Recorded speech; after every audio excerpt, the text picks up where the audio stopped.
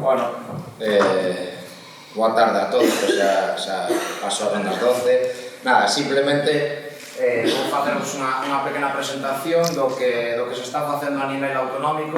en canto a oficina técnica do Pacto das Alcaldías, e despois miraremos como integrar dentro desta oficina técnica do Pacto das Alcaldías a parte da pobreza enerxética, que é unha componente que a nivel europeo, sobre todo no Covenant of Mayors, se decidiu no último semestre do ano pasado. Vou repasar porque casi todos os que estades aquí traballades para parte da administración local e casi todo para ver desta comunidade autónoma temos a mellor oficina técnica de Pacto das Alcaldías e a maior porcentaxe de concellos adheridos ao Pacto das Alcaldías en España, que temos en torno ao 95% dos concellos adheridos, cos seus paces, que todos deberíades escoitar, e a nivel europeo tamén somos unha das rexións onde maior número de pactos das alcaldías teñen adheridos. Por iso, vamos a explicar un pouco de como se fai o traballo nesta oficina técnica e o que se vai facendo para adaptarse aos planes de acción contra o clima e a enerxía a nivel local. O Pacto das Alcaldías, en canto a evolución, empezou co Covenant of Mayors no ano 2008 a nivel europeo, que pensade que xa dende o 2008 estaba pensándose que na administración local era a administración que tiña que chegar á adaptación ao cambio climático e as súas políticas públicas tiñan que estar todas aliñadas con o cambio climático. Por lo tanto, no 2008, mediante o Covenant of Mayors, se decidiron estas actuacións que deberían ter todas as administracións locais. Foi evolucionando todo este Pacto das Alcaldías, que se chama hoxe en día, introducindo obxectivos de adaptación para que no ano 2014 xa fora unha proposta directamente emanada da Comisión Europea, e a partir entre 2014 e 2015, a través do Acordo de París, se estableceu tamén a Unión Europea para conseguir os novos obxectivos de mitigación e adaptación ao cambio climático, dos ODS que tamén os recordades todos, o Pacto das Alcaldías polo clima e a enerxía. Se evolucionou dende o Pacto do Covenant of Mayors ao Pacto das Alcaldías polo clima e enerxía no 2015. No 2019 entrou o Pacto Verde Europeo, o de European Green Deal, no 2020 houve as últimas modificacións en canto onde se decidiu, por exemplo, introducir a pobreza enerxética, non só facer plans a nivel local en canto a adaptación e mitigación ao cambio climático, sino ver como afecta eso a población e a ciudadanía en xeral. A nivel internacional, o Covenant of Mayors ten en torno a 11.000 gobernos de rexións, que sobre todo a administración local de 55 países que representan 340 millóns de habitantes. No 2014, isto xa tivo un pulo totalmente internacional, porque asumiu a ONU para despois facer os obxectivos dos ODS, no que se alinea este Pacto das Alcaldías co ODS número 13, que é de acción polo clima. Unha máis, en canto a oficina técnica, somos a única comunidade autónoma en España que decidiu axudar a administración local para facer os paces, os planes de acción contra o clima e a enerxía. No ano 2018 decidiuse levar a cabo unha oficina técnica, que é unha asistencia técnica na que todos os que están na administración local recibides un correo electrónico e temos tamén un Twitter informando da normativa que se vai modificando en materia de cambio climático, pero sobre todo un apoio financiero mediante un observatorio de fondos no que se orienta se avisa a administración local de que fondos relacionados con cambio climático son a nivel autonómico, ou pode ser as axudas do INEGA, do compañero Juan, ou a nivel estatal ou internacional. Tamén se fixeron unhas formaciones dende o ano 2018, desde que iniciou a oficina técnica, para que todos os técnicos municipales souberan facer os seus planes de acción e facer unha orientación a que todos, o que se quería dentro da comunidade autónoma era que todos os planes, os paces da administración local foran homogéneos e que estiveran máis ou menos controlados para que todos foran na mesma liña de conseguir os obxectivos ambientais e climáticos. Este apoio previo, pois hai que ter en conta que o ano 2018, que foi cando entrou a Oficina Técnica do Pacto das Alcaldías, que é o balance que estamos vendo hoxe, só había 22 concellos adheridos ao Covenant of Mayors. Isto de 2018 a 2022, que fixemos fai unhas semanas, uns meses o evento do balance, pasamos de ter 22 concellos adheridos despois de facer a Oficina Técnica Autonómica a 285 concellos adheridos con 248 paces. Hai que recordar dos 313 concellos de Galicia, pois xa temos o 92% de concellos adheridos. Aquí podedes ver como está totalmente bastante masivo, ten o éxito que intenta replicar o resto das comunidades autónomas, como por exemplo temos ao lado Castela e León, que non pasa do 10% dos concellos que teñen paces, vale? Bueno, pois eso é todo o que fomos facendo a través da Oficina Técnica, apoio aos concellos e aos técnicos para determinar as ferramentas de metodoloxía, como teñen que facer eles estes planes de acción, como deben calcular as emisións dos concellos e como facer políticas públicas da administración local para reducir as emisións e mellorar a eficiencia enerxética, por exemplo. En canto no primeiro momento da Oficina Técnica se fixo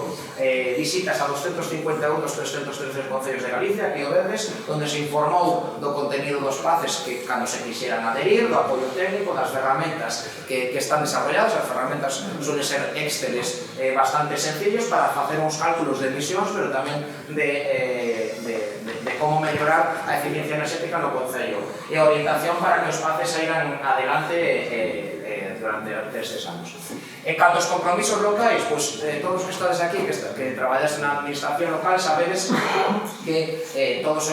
tivedes que pasar por este proceso, no que hai un acordo do Consello no Concello onde se determina que se quere adherir ao Pacto das Alcaldías, ao Covenant of Mayors. Isto se ten que debatir, se teñen que facer un inventario de emisiones, canto emite de CO2 o Concello, tanto na parte pública como na parte privada, e hai que facer un paces nun plazo de 2 anos. Estes paces, se adheriron no ano 2018-2019, acabou os paces no ano 2021 xa son os 200 sobre 250 que xa os teñen feito, aínda que vai evolucionando, e hai que aprobar este paces no pleno do Concello, este plan que ten que ser público e cada 2 anos se debe actualizar. Estamos ahora nesta fase, na maior parte deles, porque casi todos se adheriron no ano 2018-19, e nesta segunda fase de actualización, de informe de situación, pero tamén actualización, é onde se incorpora a pobreza enerxética. E opa, unha máis. Aí. A parte que é un paces, o plan de acción para o clima e enerxía é o que teñen que facer as administraciones locales para determinar as súas políticas públicas en materia de infraestructuras, por exemplo, para que estén encaminhadas para a reducción das emisiones e para a mellora da adaptación e mitigación ao cambio climático, tanto do Concello como organización, como da xente en xeral. Teñen bastantes puntos nos que hai que facer e os paces van evolucionando cada 2 anos, se van metendo. Na primeira parte había que ver as acciones de mitigación e evaluación das vulnerabilidades, pero xa estamos nunha fase que hai que determinar acciones de adaptación e acciones contra a pobreza enerxética, que isto foi o último que se integrou nestes paces. En canto á mitigación, a mitigación é reducir. Pensade que a nivel de cambio climático e a nivel internacional o obxectivo é que a temperatura non sobrepase o 1,5 grados de quecemento a nivel mundial. Entre 1,5 e 2, pero hai que facer todas as políticas públicas intentando que non se sobrepase eso, porque cando se sobrepasa eso, entramos en un territorio, en un terreno que non está estudiado e que non está comprobado está comprobado que vai ter unhas consecuencias irreversibles. Entón, o primeiro que hai que facer é a mitigación, porque a mitigación da afección ao cambio climático. As emisiones son o principal factor que incrementa a temperatura a nivel internacional. Entón, é o que hai que facer mitigar, que é reducir as emisións, e cando non se pode reducir hai que adaptar. E hai un montón de sectores nos que hai que traballar. En canto a vulnerabilidade, nestes planes de acción se estudiaron concello a concello cantos os riesgos naturales ambientales que existen en cada concello para saber se hai posibilidad de sequías, precipitaciones extremas, fríos, calores extremos, inundaciones, incendios forestales, todos os riesgos que pode haber nos concellos e que hai que estudiar e que hai que adaptarse a eles. Ben, en canto á valoración dos PACES, que sepades que unha vez que o fai o Concello se manda ao Joint Research Center, que é da Comisión Europea, para que validen este plan unha vez que se fixo de acordo coas condicións que pusemos dende a oficina técnica, porque casi todos os concellos que están adheridos ao PACES escollen a oficina técnica autonómica para estar guiados nestes planes de acción. En canto a... outro para atrás, por favor. Sí, dos para atrás, perdón. Aí. En canto aos PACES, xa máis ou menos quedou explicado, todos os concellos, xa vedes que 285 de 303 están adheridos ao Pacto das Alcaldías e 248 xa teñen PACES. Entón, estes PACES, como hai que actualizalos cada 2 anos, a seguinte fase que se decidiu no seguinte semestre na Comisión Europea é a componente da pobreza enerxética. A pobreza enerxética nos PACES que afecta a toda a ciudadanía. Estas teñen que estar relacionadas coa adaptación a mitigación, mitigar e reducir as emisiones, adaptar e as que non se poden reducir, hai que adaptarse, pero hai que introducir a pobreza enerxética. A pobreza enerxética, para a población en xeral, ten 3 componentes que son sucede cando hai ingresos baixos nunha sociedade, custo da enerxía alto, hai que recordar todo o que pasou coa guerra de Ucraína nos últimos meses, e cando hai unha eficiencia enerxética baixa, que tamén sucede en a xente que suele ter ingresos baixos e o que máis ten que repercutir nos costes enerxéticos altos e a que menos pode adaptar as súas edificaciones a unha eficiencia enerxética. Isto todo dá uns parámetros de pobreza enerxética, que é o terceiro pilar que se incluye no Pacto das Alcaldías e que ten que chegar a toda a ciudadanía. En canto á regulación na Unión Europea, esta eficiencia enerxética, como vos dixen, entrou no ano 2020, pero que se decidiu metelo no Pacto das Alcaldías, nos PACES, a finales deste ano, en Luxemburgo, cando se estivo debatíndose, cando estábamos ali, isto ten que estar totalmente integrado na administración local para o ano 2026. Ahora estamos en fase de que hai que estudiarlo, dá un plazo de 4 ou 5 anos para que todos os concellos o vayan introducindo. Outra variante, a transición xusta no pacto. O que vos estaba comentando, é fundamental que meter as políticas de energy power, da pobreza enerxética a nivel local para que chegue a todos os ciudadanos. Despois da normativa, os novos obxectivos, todos tedes que ter claro que a nivel europeo temos que acadar a neutralidade climática antes do ano 2050, toda Europa. E a partir do ano 2050 temos que ser capaces de absorber máis CO2 do que emitamos. Imaginade todo o que vai ter que cambiar, pero probablemente as regiones que vayamos un pouco mellor que outras, Galicia vai un pouco mellor ambientalmente que a Comunidade de Madrid, pola forma que ten geográfica e pola industria que ten, probablemente esta neutralidade climática se teña que acadar no ano 2040, e iso vai ser un cambio bastante radical na forma de producción e no control das emisiones. Por iso, esta neutralidade climática, a reducción das emisiones do 55% para o 2030, isto chamase un paquete Fit for 55, que ao final se decidiu na COP, que era 57%, que hai que reducir o 55% no ano 2030 das emisiones con respecto ás que había no ano 90. Iso é moita reducción que hai que facer as políticas públicas para intentar conseguirlo. Aumentar a resiliencia, a adaptación e a transición xusta e loita contra a pobreza enerxética. Non só consiste en actuar sobre as industrias que máis contaminan, sino que hai que ver que dentro da adaptación e mitigación do cambio climático existe unha cosa que se chama transición xusta contra a pobreza enerxética, que non pode quedar nadie atrás en este tipo de políticas públicas de adaptación ao cambio climático. Pensade a decisión de que teñen que haber coches eléctricos para 2035 Se unha persona xa está nos umbrales de pobreza enerxética, non vai ter capacidade económica para comprarse no 2030 un coche de 40.000 euros, que non é que precisamente seamos máis baratos. Entón, eso é o que hai que mirar e eso é hacia onde hai que ir. Non só consiste en poñer actuaciones de adaptación e mitigación que podan facer a xente de posibles, sino que tamén hai que poñer actuaciones para que a transición sea xusta. Vale. E, bueno, loita contra a pobreza enerxética que se determinou no 2022 e hasta o 2026 para cambiar. Ben, en canto aos planes de acción a pobreza enerxética, o que os comentaba, existe unha estrategia, unha variación, unha planificación no que se decidiron a nivel internacional uns 56 indicadores no que estudiar cada concello, cada técnico municipal e cada concello vai ter que estudiar como é cal é o porcentaje de pobreza enerxética nese concello e como actuar nel. Isto xa está totalmente estudiado, o que pasa que hai concellos que teñen que adaptarse a estos indicadores. Ben, en canto aos recursos na Unión Europea e a EPA, que os sonará algúns de vos, é a Axencia de Pobreza Enerxética da Unión Europea, que é un hub para unha asistencia técnica para os concellos para que poidan facer estes cálculos da pobreza enerxética, pero que tamén desde a oficina técnica do Pacto das Alcaldías estamos axudando con eles. Bueno, pois teñen unha serie de indicadores, guías das políticas europeas, difusión das boas prácticas facendo actas da pobreza enerxética, asistencia técnica. Hai un equipo que se chama dos da EPA que fai unha semana sacaron unha segunda convocatoria para que todos os técnicos municipais que quixeran se lles daba unha formación de 70 horas que vamos a ver despois, vale? Isto todo está integrado unha parte da Unión Europea, pero por outra parte o queremos integrar na oficina técnica do Pacto das Alcaldías, que se vai a explicar despois tamén. Bueno, en canto aos recursos da Unión Europea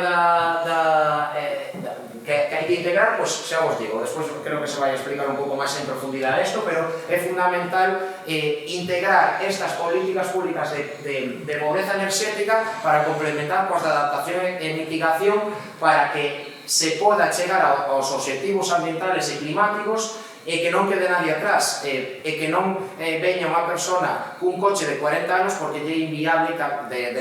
gasolina super, porque lle foi inviable cambiar esta cuestión. A transición xusta é eso, é conseguir acadar os obxectivos ambientales axudando a xente que non pode acadarlos de por sí. E isto é o que hai que facer e poñer por escrito nos planes a través dos PACES, nos planes da administración local, que son o tecido que chega á ciudadanía.